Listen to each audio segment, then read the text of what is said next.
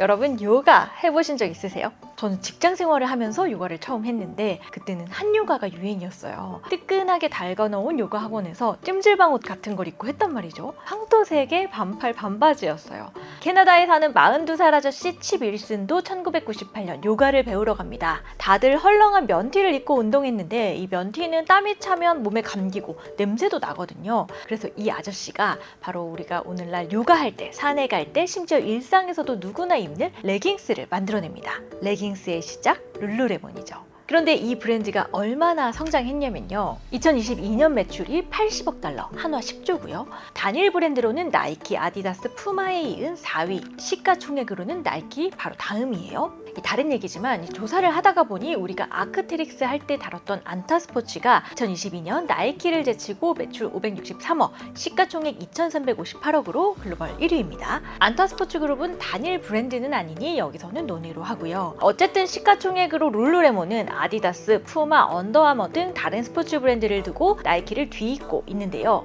2008년부터 매출이 연평균 25%씩 성장해온 회사입니다. 아마 이만큼 체감이 안 되셨다면 우리나라에는 안다르, 잭시믹스, 뮬라웨어라는 3대 브랜드가 저렴한 레깅스 시장을 형성했기 때문입니다. 룰루레몬은 2014년 한국에 진출했고 2022년 매출 853억 원을 찍으며 바짝 시장을 추격하고 있습니다. 자, 요가복으로 시작한 룰루레몬은 어떻게 전통의 나이키, 아디다스, 푸마와 겨루는 스포츠 탑 브랜드가 될 수 있었을까요? 룰루레몬 읽어드립니다.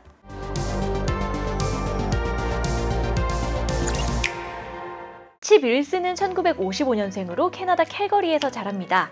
어렸을 때는 수영선수였는데 고등학교 때 체격이 190에 100kg, 수영선수로는 적격이 아니었죠. 결국 수영선수를 그만두고 대학에서 경영학과를 졸업, 보험회사에 취직합니다. 이 칩은 외할머니가 캘리포니아에 사셔서 1년에 한 번은 캘리포니아 비치에 놀러 갔는데요. 어느 해에 보니까 엄청 화려한 패턴의 서핑 쇼츠가 유행인 거예요. 요거를 보고 화려한 꽃무늬의 쇼츠를 개발해서 캘거리 시내 가판대에서 팔기 시작합니다. 3년간 사이즈 잡으로 회사 일과 병행하던 칩, 드디어 회사를 때려치고 1982년 웨스트비치라는 매장을 내면서 본격적인 사업을 시작합니다. 자체 개발한 서핑용 쇼츠를 파는 동시에 게스나 퀵실버 제품을 떼다 파는 편집샵이었죠. 사실 캘거리는 캐나다 내륙의 산악지대에 있어요. 여름에 물놀이를 하려는 사람들이 이 쇼츠를 사기 시작했던 건데요. 어느 순간부터는 남자아이들이 기웃대기 시작합니다. 이들은 폭이 낙낙한 이 서핑 쇼츠를 사다가 스케이트보드를 탈 때 입기 시작했죠. 그때는 90년대로 스케이트보드가 막 유행하기 시작했는데요. 칩은 아예 뒷마당에 스케이트보드장을 설치합니다. 매장도 아이들의 취향에 맞게 바꿨죠. 또 몇 년 뒤에는 스노우보드 의류를 판매합니다. 봄, 여름에는 서핑과 스케이트보드 제품을, 겨울에는 스노우보드 제품을 판매한 거죠. 사업은 꾸준히 잘 됐지만 칩은 이때 사업 1회차답게 많은 실수를 합니다. 상표권을 제대로 지키지 못했다든지 꼼꼼히 따져보지 않고 동업을 시작한다든지 또 도매로 물건을 주고 나서 대금을 지급받기까지 오래 걸리면서 항상 부채에 시달렸죠. 매출은 있었지만 적자를 겨우 면하는 상황이 반복됩니다. 회사는 항상 내일 파산해도 이상할 게 없었죠. 1997년, 그러니까 회사를 세운 지 15년 만에 칩은 웨스트비치를 매각합니다. 재정적으로 견실한 회사는 아니었지만 브랜드 가치가 있었기에 매각할 수 있었던 거죠. 원래 칩은 40에는 은퇴하겠다는 꿈이 있었지만 42세에 웨스트비치를 매각한 돈은 아이들을 키우고 놀고 먹기에는 넉넉지 않았습니다. 다만 시간은 좀 벌 수 있었고 그동안 일 중독으로 살던 삶을 돌아보면서 운동에 매진하기로 했죠. 그래서 시작한 게 바로 요가입니다. 요가를 하면서 칩은 생각합니다. 그동안 운동은 남성의 영역이었는데요. 나이키, 아디다스 어디에서도 여성을 위한 운동복을 만드는 곳은 없었습니다. 칩은 여성 운동복 시장이 커질 거라 확신했고 그 시작으로 요가복을 개선하기로 한 거죠. 요가복은 속이 비치지 않고 원단의 신축성이 필요했습니다. 땀을 잘 흡수하면서도 바느질과 솔기로 인해 살이 쓸리지 않아야 했죠. 칩은 기존 서핑복을 만들었던 경험을 살려 6개월 이상 원단 개발에 투자했습니다. 그리고 1998년 룰루레몬 애슬레티카를 창업합니다.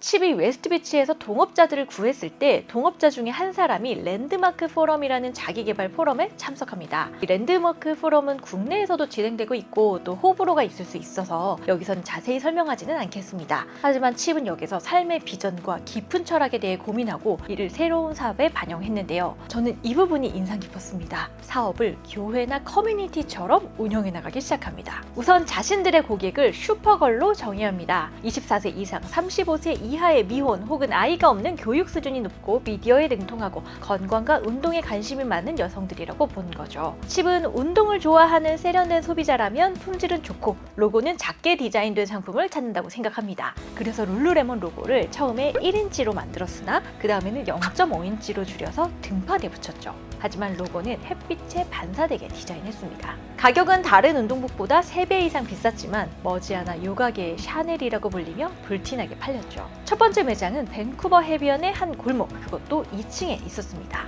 그래서 고객들이 찾아오는 방법을 만들어야 했죠. 칩은 요가와 운동을 사랑하는 전문가들을 앰베세더로 만들고 매장에서 요가 수업을 시작합니다. 룰루레몬 매장의 옷걸이는 모두 이동 가능하게 만들어졌고 항상 수업이 열렸죠. 이런 커뮤니티 전략은 오늘날의 룰루레몬에서도 가장 중요한 전략입니다. 룰루레몬 한국 페이지에 들어가 보면 운동 전문가들을 앰베세더로 등록하고 이들과 함께 운동을 하는 행사를 많이 하는데요. 또 그 도시의 랜드마크에서 떼창이 아닌 떼요가를 하는 모습들을 많이 만들어 왔습니다. 중국에서는 만리장성, 자금성 앞에서 했었고 한국에서는 세빛둥둥섬, 난지공원, 코엑스 등 사람들이 지나다니는 공공장소에서 몇백 명이 요가 자세를 하는 장관을 연출하죠. 또 이 고객들을 응대할 직원들도 당연히 슈퍼걸이었는데요. 대졸 이상의 똑똑하고 적극적이고 자기 일을 사랑하는 여성들을 선발하여 자기 개발을 교육하고 에듀케이터라는 이름을 붙였죠.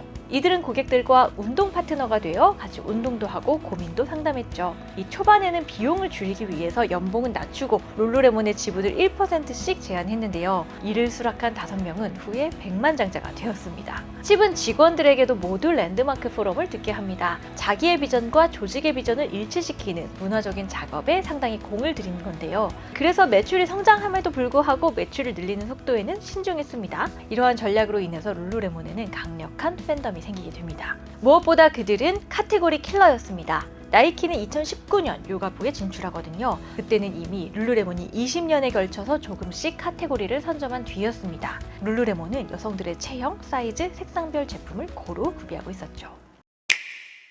팬덤이 룰루레몬을 구성하는 소울이라면 사업적으로 룰루레몬은 더 강력한 한방을 갖고 있었습니다. 바로 직영 판매를 뜻하는 D2C입니다.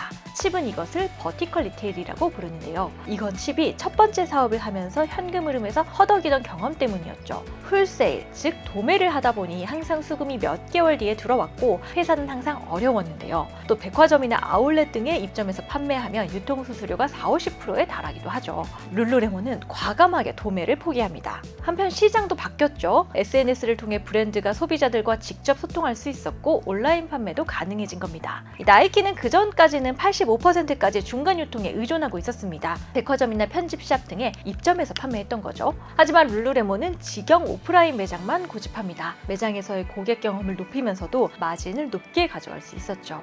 2017년 나이키 역시 D2C 전략을 선언합니다. 2019년에는 아마존에서 철수했고요. 또 한정판 전략을 내세웠죠. 공홈에서 발매하고 드로우를 통해 추첨으로 신발을 사게 해준 건데요. 나이키의 이런 전략은 리셀 시장을 키웠습니다. 30만 원에 산 신발은 때로는 1,500만 원까지 가격이 치솟았죠. 2022년 한국의 리셀 시장 규모만 1조 원에 가까운데요. 소비자는 더 비싸게 사야 했지만 중간 유통 없이 고객에게 바로 판매하는 나이키는 웃었습니다. 2022년 나이키의 D2C 비중은 40%까지 올라갔죠. 일찍이 D2C 비율을 90% 이상 유지해온 룰루레몬은 매출 총이익률이 56%, 영업이익률은 21.5%로 나이키와 아디다스보다 높습니다.